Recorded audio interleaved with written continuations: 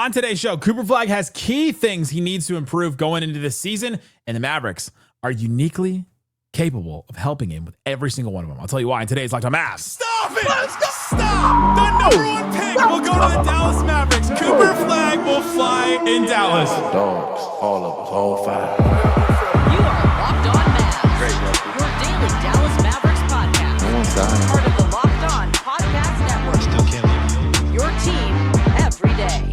I'm going to get a city like that. And welcome, you're Locked On to the Dallas Mavericks, your team every day. My name is Nick Angstadt. I'm the media member covering the Mavericks for 10 years. Thanks for being an everydayer, making Locked On Mavs your very first listen, starting the day with us here in the morning, then going to slightly early, then going to Locked On Cowboys, then Locked On Rangers, then Locked On wherever college you went to in DFW, all that kind of stuff. Joining me, as always, the postgame prodigy from the Great Slightly Biased YouTube channel. What you got for me, Slightly Biased? You said you're going to ask me a mushrooms question? Yeah, yesterday you were making me interested about your mushrooms. Basically, I've had this long theory that demons were back in the day, thousands of years ago, when people would just eat mushrooms off the ground and didn't know what they did. They would see these things and then they would call them demons. And demons are actually interdimensional beings that you get access to via psychedelics. It's a common theory. Go look it up. You think it's real that people are? No, I don't think it's real. So you think they're seeing illusions? I'm open to a lot of different conclusions. There are some weird stuff with like ayahuasca trips where everyone sees the same exact things.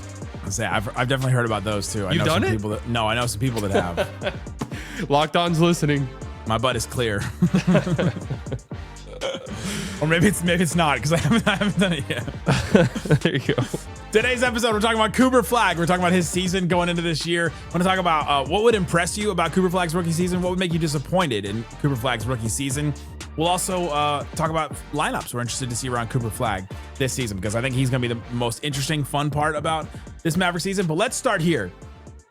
What does Cooper Flagg need to improve on to be an all-NBA level player? And I don't think we're talking about first year, right? I don't think he's David Robinson. I don't think he's Kareem Abdul-Jabbar, right? But what does he have to improve on to get to that point? Because for me, the Mavericks are all in on and should be all in on this long-term Cooper Flagg play. Developing him is your next thing. Anthony Davis, we just talked about him yesterday. Top 10 player in the NBA, I think, but not a star level player that you just completely go all in on and he drags you to a championship. I don't think he's at that point yet. Mm-hmm. Or I don't think he's at that point in his NBA career at this point. And so it's all about Cooper Flagg going forward.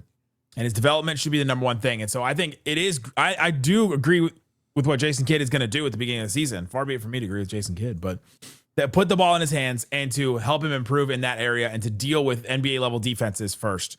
So I think that is one thing he has to improve. His ball handling. We saw the ball handling at Summer League. There are some times when he struggled. Even in college, there are times when you're like, all right, how is he going to create his own offense at the next level? To me, that's like one of the first things I think he needs to work on.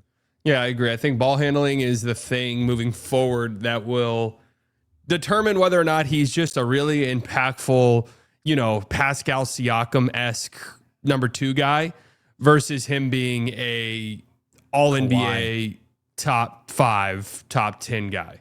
Will be his handle, how good he is at creating for himself. And he's in college, he was fantastic at it. Big difference between college and the NBA. And, there's some numbers from college, his pull-up twos, he shot at 33% on those. That's a shot where if you want to be a number 1, you want to be that guy offensively in the NBA, those are shots you're going to have to hit usually. There's some guys who live without shooting twos at all. But just based off who he wants to be, I think that's something he's going to have to have. And his finishing numbers weren't great, right? They weren't horrible. Him getting to the rim, he got to the rim at a really good clip. He got to the free throw line at a really good clip. Those are all really encouraging signs. But the finishing stuff, I think he has to get better at. And that comes with experience. That comes with age. That comes with getting stronger. So, yeah, I'd say for sure the handle, number 1. I think his strength is his second thing. Like, that's him getting stronger will help him because you watch him play, and he already loves getting to that spin move, that little shoulder bump. Like, that's a move he goes to quite a bit. And you got to have some real muscle on you to really pull that off in the NBA. And I think he can get there. He's got a great frame. So those are all things that'll take time, though. You mentioned the finishing at the rim. I I normally would look at a player like that and say, oh, well, the spacing in the NBA is going to help him a lot. But I don't know that the spacing on this Mavericks team is going to help him a lot with that. Especially if the Mavs play Anthony Davis at the 4 a lot. They play two lob threat centers that aren't spacing the floor in Lively or Gafford. Like the spacing may not help him with that finishing. So he will have to improve on that, because the Mavs are going to need some kind of north-south improvement or some north-south attacking players. I think they'll get some from D'Angelo Russell. I think they'll get some from Naji Marshall. I talked about him the other day, where the Mavs just need Naji Marshall to play like 20 minutes a game. And like every time you get the ball, just drive north-south, because they're just going to need some kind of attacking like that. But I think a lot of it's going to have to come from Cooper Flagg too, that if he can get to the rim, get some stuff going, because who else is going to do that on this team? Yeah, the list is pretty small. But the spacing thing brings up another interesting point where it's like, we talk about what things he needs to improve. He doesn't need to improve it, because his three-point shooting was fantastic last year. And I think it looked pretty solid in Summer League as well. But we're going to have to see that consistently from him. I believe he was over 40% on catch and shoot threes last year. I have his numbers up in front of me, but I'm not 39%. Yeah. 39% on catch and shoot threes, 10 of 23 off of screens. That's such a small sample, but that's really encouraging if that's something he can do. But he's going to have to hit threes at a pretty high clip pretty early on for this Mavs, this version of the Mavs to work. Like we talked about in the AD one, where it's like AD's going to have to shoot threes or Lively. It's like one of those two guys is going to have to hit threes, and then everyone else on the floor is going to have to shoot threes. Like it can't. That's why I had this conversation with somebody. I'm trying to remember if it was you or not. No, it was someone else about Exum, and it was just like the way Exum fits the identity of this team. Like, is there a world where Exum is starting over D'Lo? Are we like sleeping on that possibility entirely? Where it's like Exum could be out there because he just fits the identity, and then it's just like, who's going to shoot threes on this team? D'Lo's just the super sub that comes in and but the problem is just like somebody's going to have to shoot threes. Well, and if he's really going to go the super big lineup with Cooper Flagg at the 2, then that makes it even more important for him to hit threes. Oh yeah, and he's going to have to be close to 40%. Like that's pressure on him. He's going to have to be close to 40% from 3. Yeah, and I'm looking at more of a long-term view for him, but he definitely needs to that 3-point shot needs to translate for sure the first year. But I mean, obviously ongoing, that 3-point shot's got to be there.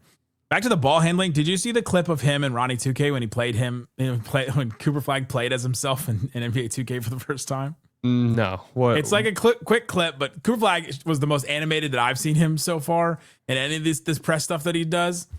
And he was really excited, and he was like handling the ball up top, and he was like making some moves, and all of a sudden he made this move, and like Ronnie 2K goes, "Do you even have that in your bag?" In 2K he was making that move. In 2K. Well, what did he say? Did he say yes or no? It was a quick cut, and they didn't show his response, at least from what I saw. Love that. But it was just funny that he asked that question, because that is the question that I'm asking. What is in his bag? What is he going to show at the NBA level? And what is he capable of? I do think, though, the Mavs are uniquely capable of helping him with all these weaknesses, starting with the ball handling with Kyrie, the best ball handler of all time in the NBA. That even just by osmosis, being near him, seeing Kyrie's work ethic, seeing what he does before and after games, seeing how he gets ready for games, I think that can just rub off on guys. And if Cooper Flagg wants to get better at that, I think just even being near Kyrie, we saw it work for Brandon Williams and help him for sure. But I think that's one area where I think that the Mavs are uniquely capable of helping Cooper Flagg. Can I throw a scorcher at you? More so than the mushrooms and the demons? Probably. Yeah, probably. Is it crazy to think that maybe he can learn more from like a handle development from a guy like Naji Marshall than from Kyrie? And the only reason I say that is Kyrie like this, like, well, Wayne Gretzky wasn't the best hockey coach. Well, MJ was never a good coach. Where it's like some of these guys are so good that's like, Kyrie, teach me ways. It's like, I can't. I'm a savant. I don't know. Yeah, I don't know how to teach you. Where a guy like Naji, I look at him like, will Cooper Flagg ever have Kyrie handles? No. I mean, no, he just will not. Right? That's just like Kyrie. No one does. No one has them. Yeah, right. But I'm saying like even a fraction of it, probably not. I don't really want to put ceilings on Cooper Flagg because he was 17 years old, starting his freshman year at Duke, and was the best player in the country. So I do not want to put too many ceilings on the kid because he's bursted through all of them so far. But, like Naji developed a game where it's like, Do I have the slickest handle? No, but I'm very herky-jerky. I use my body, I use my strength, and I get to a spot on the floor every time that I'm can't miss from in that little, non-restricted paint area where I'm hitting floaters all the time. That's something that I think Flagg could realistically get to, where it's like, hey, I have this spot on the floor that I'm automatic at, and I can get to it every single time. Versus like Kyrie, where it's like, I just did this move, and then I countered it, and then and then I countered it, and I countered it, and I countered it, and now all of a sudden I'm doing a lefty floater, and everyone's like, what did I just watch? Like, I don't know if Flagg can get there, but he doesn't have to, though. That's to be like, Kyrie's 6'2", so he has to get there. Flagg does not have to get there. Truth. I like it. I think I agree that if he's just like teaching him but I think even just being around Kyrie, I think could help him. Seeing the routines he got, just copy his routines before games. Like, even just that. But I think that's a really good point, that Naji is that type of ball handling wing that Cooper Flagg can become like, and may want to emulate. Coming up, the Mavs can help Cooper Flagg in more areas that I think he needs to improve. I'm going to tell you what those are coming up. Today's episode of Locked On Mavs brought to you by Monarch Money. Monarch Money help you if you've got too much going on. I got too much going on. There's all kinds of different things. I'm spending money with different credit cards, and I got a savings account. You got all kinds of different things. You got a mortgage, 401k. You've got student loans still. You got all kinds of stuff you need to watch and monitor and figure out. It can help you with that. Most people can't name all their financial accounts or even what they're worth, whether it's 401k, properties, or investments. Man, I wish that was my problem. Monarch is built for people with busy lives. If you put off organizing your finances, Monarch is for you. Monarch does the heavy lifting for you. You can link all your accounts in minutes, see clear data visuals, get smart categorization of your spending, and finally feel in control of your money without ever touching a spreadsheet. I love a spreadsheet. But if you don't love one, then Monarch Money can help you. Don't let financial opportunities slip through the cracks. Use code LOCKEDONNBA at monarchmoney.com in your browser for half off your first year. Again, the code is LOCKEDONNBA, all one word, at monarchmoney.com. Code is LOCKEDONNBA. You get 50% off your first year. monarchmoney.com. Shut it down! Let's go home! Thanks for hanging out with us on Locked On Mavs, being part of the show, part of the Raccoon Squad, listening every single day. We appreciate you for checking out the show and listening in. Just a couple weeks away from Mavs basketball preseason, seeing Cooper Flagg in a Mavericks jersey that's not Summer League for the first time. Excited for it. Stick with us. We'll be here every day. Let's go back to the thing that you mentioned before about so when they take the psychedelic mushrooms, do you think that they're seeing shadows? Shadows are transforming? No, the theory is you can see the dimension that these entities are living in. You can't see it otherwise. Is that why Kyrie is such a good ball handler, do you think? Is that he sees different dimensions, different planes? Very possible. And that's his how third eye's open. I mean, it is. We're talking about Cooper Flagg. I think the Mavericks are uniquely positioned to help him address some of his needs. We talked about the ball handling with Kyrie and with Naji Marshall. I think could help him there. I also think Kyrie and AD can help him navigating media scrutiny.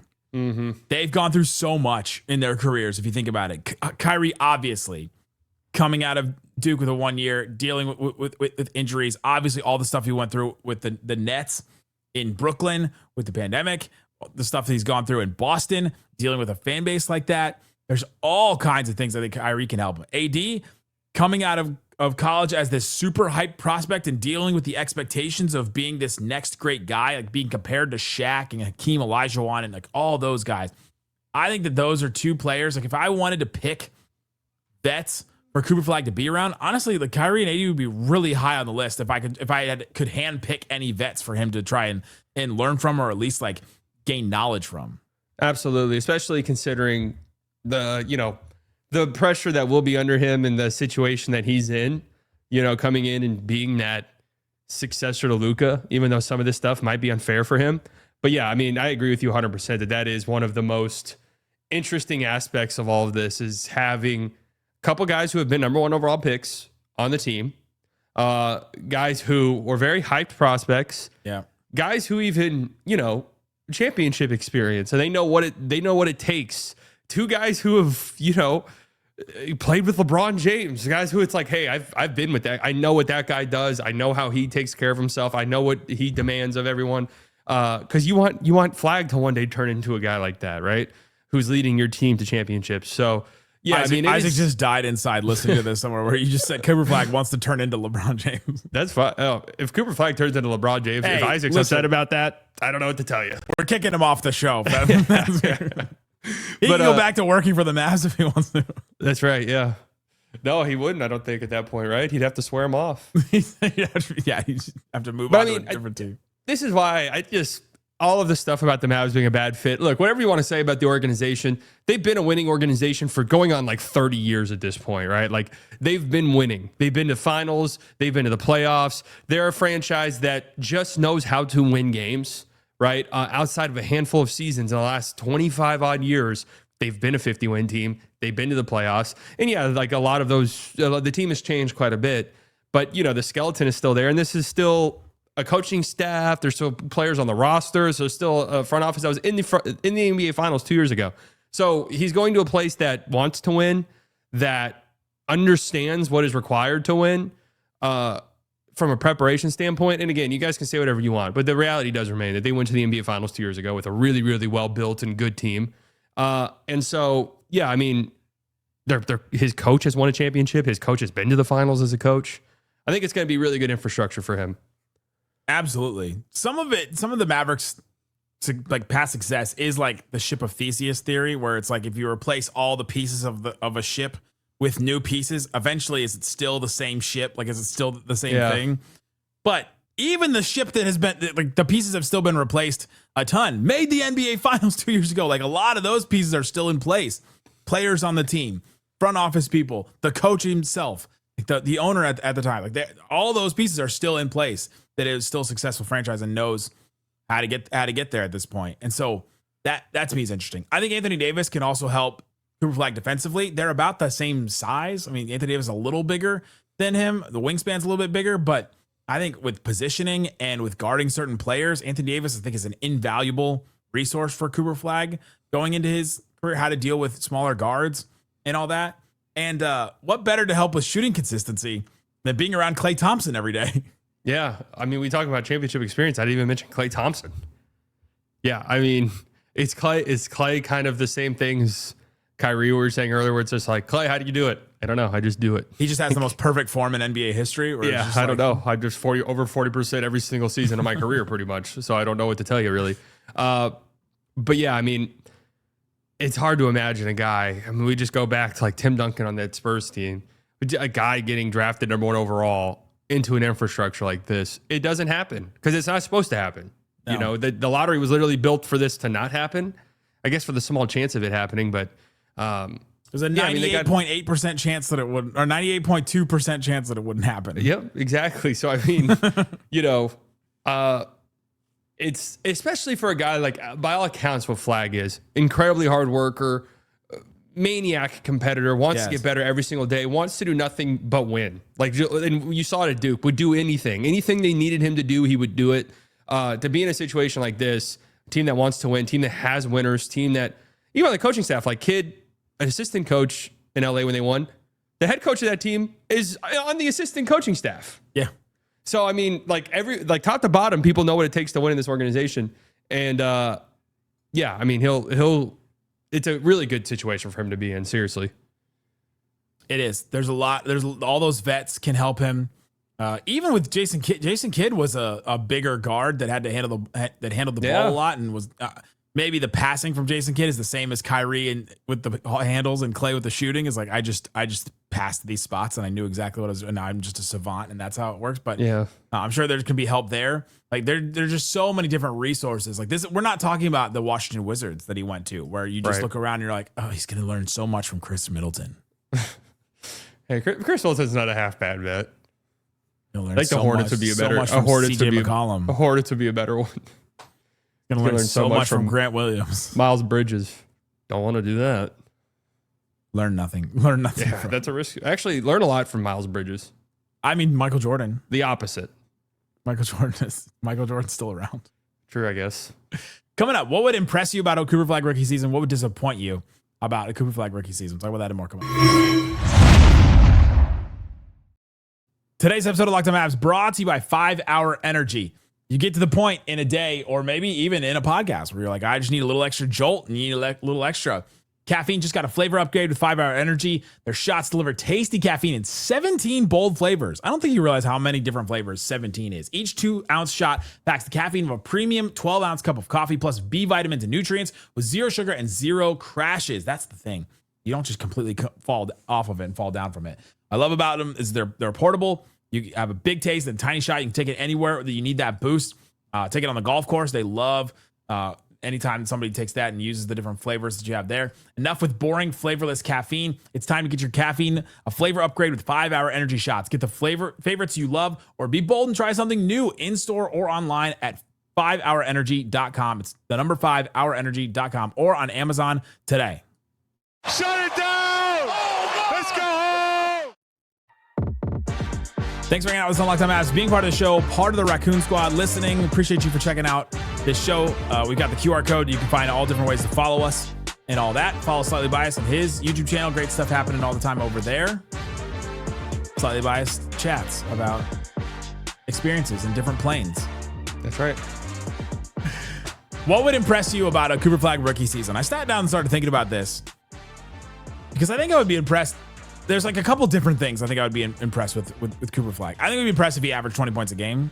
I would be like, oh, you'd immediately be impressed. I think 18, 17, I don't know if I'm like amused, but 20, I think I would get like, oh man, okay, I'm impressed. This is more than I even expected at this point. That's the first number I'll just start with. 20 points a game in the context of this team would be quite impressive. I mean, obviously, what would that mean? Maybe injury wise, I don't know, but yeah, if Flagg has a scoring performance like that and it's relatively efficient, I mean everything that we thought he could possibly be, but pretty much set in stone that he could be that guy, I would say. Yeah, because that means he's getting shots on his own. He's creating. He's making all that happen. And like we've seen it before. Obviously, we saw Luka, but Blake Griffin, his rookie year, played 82 games, 22 points a game, and was like an all-star his first year. Yeah. Now, he missed his first year because of injury, but we've still seen a player like that, like take on this and take on all the expectation and all that and come out and impress and be like, wow, I was surprised that he went out and did that. What would impress you about a Cooper Flagg rookie season? If we can get around 22, 23% usage for Flagg and the efficiency's good, to me, that would signal a few things. That signal, lead ball handling. That would signal they use him in a bunch of different ways. And within the context of the team, he was able to, contribute in a significant way offensively. And that might not sound high to you guys, 23% or so, but, you go back and you look through history for NBA rookies. Guys who come in are like point guard, lead ball handlers get higher than that. But, and I don't think that'll be Flagg just because that's not what he's needed to do on this team. But if he does have, a good usage rate and we're using him in a bunch of different ways and he's efficient with those opportunities, that will really impress me. That's what I'm looking forward to. I think on top of that, I think if the usage is higher, the Cooper Flagg at the 2 lineups, if they work. Yeah. If Jason Kidd tries that experiment and all of a sudden we go, these are maybe some of the best lineups the Mavericks have. Like that would impress me too, because that means the Cooper Flagg is producing offensively at a high enough level, defending probably some smaller guards as well. And that showing off that level of versatility would impress me. Yeah, for sure. That actually would probably be one of the more impressive feats. If he shows that versatility early on to realistically play guard as a rookie. Yeah, and kind of playing him out of position in a way. Yeah. But he's adapted before. They did it at Duke. He ran like 300 pick and roll possessions as a ball handler. Oh, yeah, he was their lead ball handler on the best offense in the country. That's the thing about Cooper Flagg that I think some Mavericks fans are missing is how adaptable he is. And how they'll just like you give him a task and be like, all right, you're going to do this now. And he's like, all right, I'll do this now. He set screens at Duke. They put him in the post. He did literally everything. It was actually quite insane to go back and rewatch those games and how much he was doing. The Mavs are going to be able to plug and play him anywhere. That's the hope. He is the hope. He really is. He really is the hope. You take the mushrooms and you look at Cooper Flagg. What are you seeing? You're seeing him in just different... seeing a white light radiating off of him. I saw Cooper Flagg at the Dirk tennis event over the weekend. He was hanging out and he was there with Dirk. Yeah. It was good to see them interacting. He's a tall dude, isn't he? He is. You realize when he's like, oh, he's standing next to Dirk, and Dirk is obviously 7 feet tall. Cooper Flagg's only like I don't know, 3 inches shorter than him. Yeah. There's also could Flagg grow more? Like that's kind of would that impress you if we get to the end of the season like Cooper Flagg's like 6'10"? Yeah, that would be great. I'd love that. What would disappoint you about a Cooper Flagg rookie season? So the only realistic thing I can think of, and when I say only realistic, I mean like if Cooper Flagg doesn't hit threes at a high clip, does it disappoint me a bit? Does it am I super scared? No, not really, because I think he can get there. I don't expect the handle to be great. So if he has problems there, I expected that. The one thing that I think could happen that would actually worry me a bit is if, from just like an athleticism perspective, this was kind of a knock against him. He's a good athlete, but he's not like a great athlete. If it just feels like his athleticism doesn't scale up that much and he's like a below average, subpar NBA athlete, or even just an average NBA athlete, and now we're really having to be like, okay, you've got to get that handle at a really good level. You got to get that 3-point shot. Like you got to have these skills that'll help you translate. That's the somewhat realistic thing that I'm worried about. I don't think it'll happen because I think when you watch him play, you watch him in the summer league, you watch him in college, he's a very high functioning athlete. Like I don't care about his test stuff at the combine. Like you watch him, you see on the summer league with that chase down block and then he's bringing the ball up the floor and then he's leaving it for Nimhard. Like that's the stuff he's capable of doing. Or if no one puts a body on him in transition, he's just going straight to the basket and dunking it. And we saw him try to catch a body several times in summer league, like a scary amount. But if the athleticism just like, I was expecting more, that might change his trajectory a little bit. But that's the thing that scares me. I think it's about the size that he'll play against in the NBA. Yeah. Because he's not the Thompson twins, obviously, athletically. Maybe nobody is. Mm-hmm. But he's nobody like 3 or 4 inches taller than those guys. And it's the athleticism at his size that makes him impressive and makes him functionally work as well as he does on an NBA floor. If he has that and then goes to the next level playing against NBA athletes and he's going up against the actual 7-footers and the pseudo 7-footers out there, and you go, oh, that size, like the ratio of size and athleticism worked in college, it worked in summer league. I don't know that's going to work in the NBA. He's got to get quicker. He's got to get stronger, like you said, earlier in this show. And that is his gateway to getting to the next level. Like that's tough. Mm-hmm. Because then you have to wait for a whole offseason for him to improve on those things, because that doesn't happen overnight. It doesn't happen over the course of a season even. Yeah, I mean, I would tell people look at how Cooper Flagg is built. Look at his shoulders. He has broad shoulders. This is something you hear people talk about all the time. It's just like guys with broad shoulders, they can fill into that better, and they have just the body type to become very strong players. And I think that is what Flagg will become over time. He's going to have to. There's going to be some ugly patches early in his career, especially in lineups where he is like the 4 and he's going up against other NBA power forwards who have 8, 9, 10 years of NBA strength training and are just these massive monster human beings. Bobby Portis. Yeah, like they're going to move him around a little bit. That's to be expected. Like a guy like PJ Washington would move him around a little bit, honestly. He's an 18-year-old kid. Like, that strength is going to come with time. And that'll be something that I can just envision right now, people being freaked out about. It's going to happen. Like, just set that into your expectations, okay? Yeah, there's obvious things that would disappoint me about a Cooper Flagg rookie season. Like, if he doesn't look like he belongs, the 3-point shot doesn't come along, the finishing is not there. But again, I think a lot of things he can improve on, and I expect him to work on a lot of things. He's a versatile athlete. Now, when I've talked about versatile NBA players in the past, or like do it all type players, it takes them a while because every single skill has to get up to the NBA level, right? For them to be effective. And so I'm not going to be too upset about a lot of different things. If some of his skills fail in the NBA his first season, I'm not going to get too worked up about it. Yeah, I can't imagine. Well, I don't even want to say it. I was gonna say I can't imagine a realistic scenario where I'm like, oh no. He's gonna be usable in the NBA. Yeah, at the very least, right? Like he'll be a versatile player that you can plug and play anywhere, like a PJ Washington type, where you go, all right, well, he's just valuable and can be used anywhere. The difference is he gonna be like a normal like starter level player, or is he gonna be an all NBA MVP level player? And I think the skills that we just talked about are the ones that'll swing him from one level to the highest one. Right. And I do think these are things that I feel like he'll be a guy who will just be hitting his stride in February, March, when he's kind of got this thing down and maybe his role on the team is a little bit more defined, and Kyrie starts coming back, like things start opening up a little bit more. I think he's somebody who will hit a stride. I think he'll be opposite of other rookies, honestly, because a lot of times rookies hit that February, March rookie wall. I think he'll kind of hit his stride around then. And I just think it'll be apparent pretty early on, like, oh, this guy will impact the game in almost every single way imaginable. Yeah. How will he do that? Will he hit that stride? Follow us here at Locked On Mavs. We'll be here every game. Slightly and I will be doing post games, all kinds of stuff here. And subscribe, follow wherever you're listening, watching this. Guys, thanks so much for listening to Locked On Mavs. Peace out. Boom. Please, Cooper Flagg. Please.